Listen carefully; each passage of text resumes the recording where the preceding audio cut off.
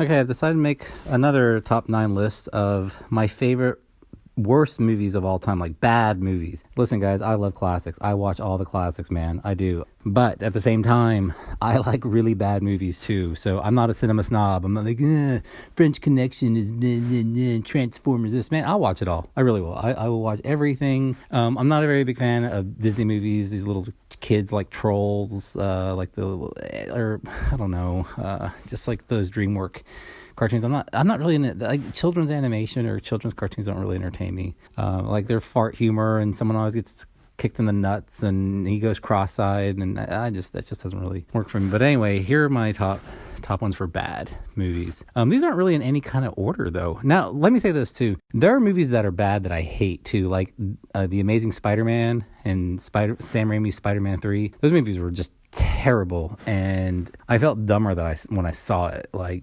that's not going to appear on this list. The worst movie I've ever seen. So I guess I'll just go ahead and put this in here. Well, I'll just save it to the end because I realize that I do need a number. Since it's a top 9 list, I do need this one. But the worst one I've seen is actually not one that I've enjoyed. These other ones that I've seen, I've enjoyed. So I'll just start. Number 9 is Freddy vs. Jason. I mentioned it in my favorite horror movies of all time. It is freaking awesome how nonsensical that film is. So impractical, and I love it. I've watched it so many times. I think I have that movie memorized. The next one on my list, number 8, is The Room. Again, everyone's going to say it's The Room. It's like the best worst movie ever. Let me say this about The Room. I actually saw it in the movie theater when they were doing the midnight screenings back in 2005. No, sorry, 2009, I think it was, 2009. They were doing, and I went, and it was only me and 2 other people in the movie theater. And the manager came out and said, hey, Tommy Wiseau, the director and star of the film, he's on his way here because he flew into Reagan Airport. And the guy who works the concession stand, the guy that served you popcorn night, has to go pick him up because he has no one. Tommy Wiseau has like nobody in DC. So I'm watching it, and I ended up walking out of the theater. I thought the movie was just bad. But I ended up quoting it for like the next 7 years, and people did not know why I kept saying lines that I was saying because they didn't know what it was. And then when Disaster Artist came out, they're like, oh, we see what Harvey was talking about. And I read the book too, The Disaster Artist, and I had even watched like The Room like shortly after I walked out. It was already up on YouTube by the time it was in the theater. So, but yeah, I do like that movie. It's kind of become a little too popular. I know, like, they're making a musical. They've already made a musical about it.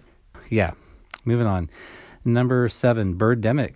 Oh my gosh, this is a movie that, like I've said earlier, I've shown a lot of people. I think it's great. I think it's the movie. If you ever want to be a filmmaker, watch Birdemic, because that's going to teach you how to not make a film. That is very much like everything that could be done wrong in a film is done there. Riff Tracks, when they tore it apart, they did a fantastic job on it. Birdemic is such a good bad movie. I'm surprised actually I didn't put it as number 1. I should put it as number 1. But anyway, the next one is Trolls 2. Trolls 2, the horror movie Trolls 2, not like this kid movie Trolls 2. It's an internet meme, and it deserves it. My wife and I memorize the lines from this, and we recite them because this movie is just top to bottom just classic. It's classically bad, and that's what you want when you go see this. My next 2 are Adam Sandler films. I know the world has just crapped all over Adam Sandler, and I know I've always liked his movies. I never saw Little Nicky. I've heard that's bad.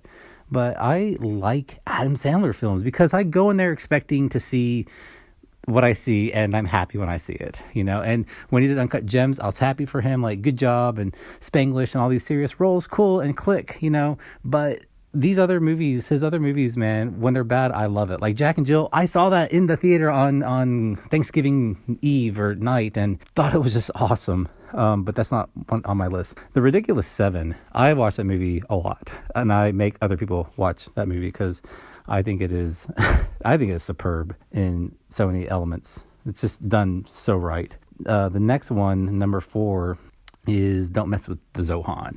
Again, I saw that in theater. The reason I didn't see Ridiculous 7, and I did not see it in the theaters, because it was a Netflix movie.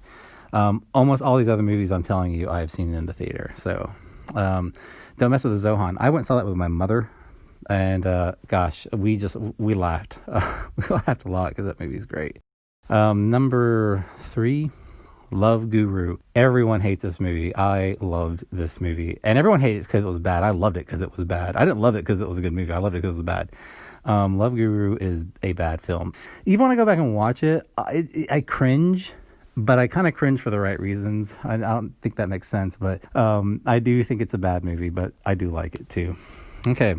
So number 2, this next one, I when I saw it, I couldn't believe that I saw it. I actually could not shut up about it, and I told people to watch it because I felt like it didn't really exist. And I showed it to other people, and they were kind of bored with it.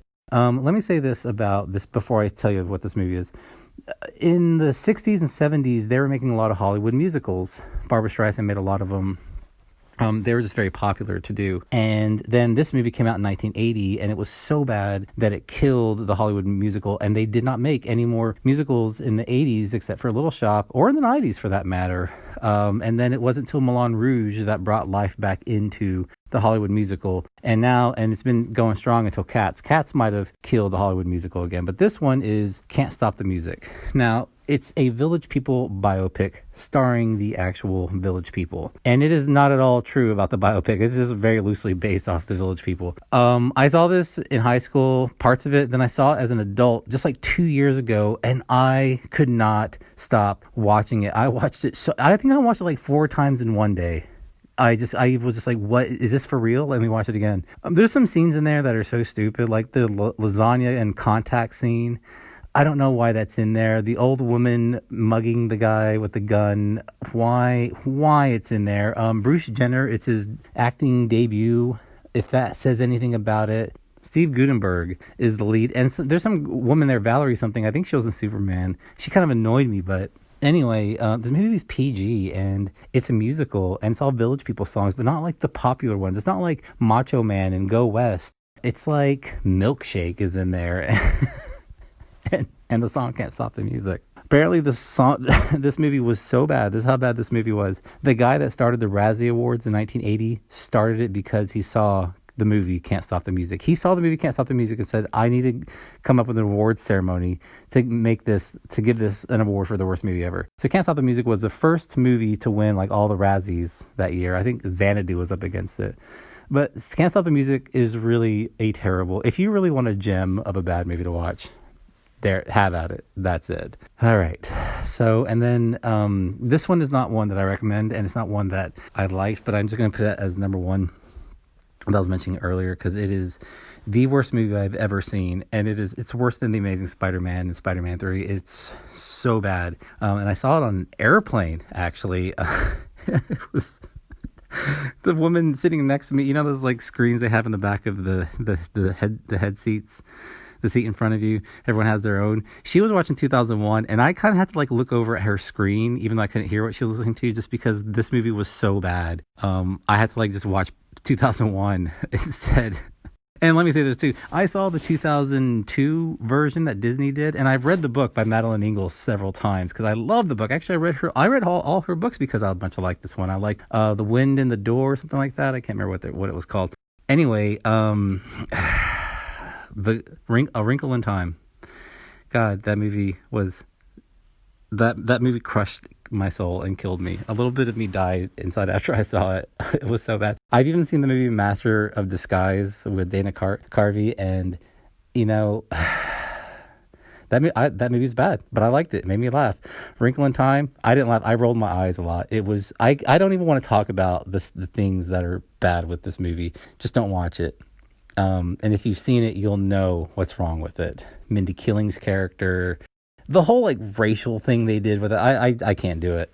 Like why they got Oprah and Reese Witherspoon to even be in it with Chris, what's his name? Oh, jeez. Just talking about this put me in a bad mood. If you listen to the tone of my voice while I was talking about these other movies, I had so much gusto and excitement in them, and now I'm talking about the worst movie I've ever seen. And yeah. Anyway.